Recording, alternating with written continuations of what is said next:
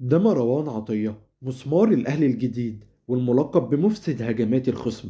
بدايته كانت مع نادي الاتحاد السكندري لحد موسم 2023 علشان ينتقل بعدها للنادي الأقوى أفريقيا ومحليا وصاحب الكاس ال11 النادي الأهلي.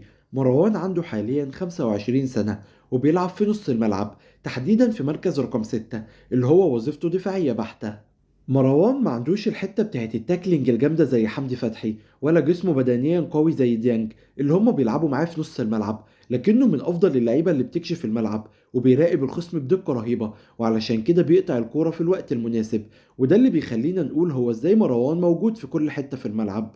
وده لأنه ببساطة بيراقب الكورة من أول خروجها من حارس مرمى الفريق المنافس. مروان بيلعب بالفري ستايل، وده اللي لاحظناه في كل مباريات الأهلي اللي فاتت. هو مركز رقم 6 اللي هو بينزل يستلم من المدافعين ويوصل الكورة لقدام، لكن مروان متحرر في الحركة وساعات بنلاقيه في الوينجات أو في منطقة البلاي ميكر.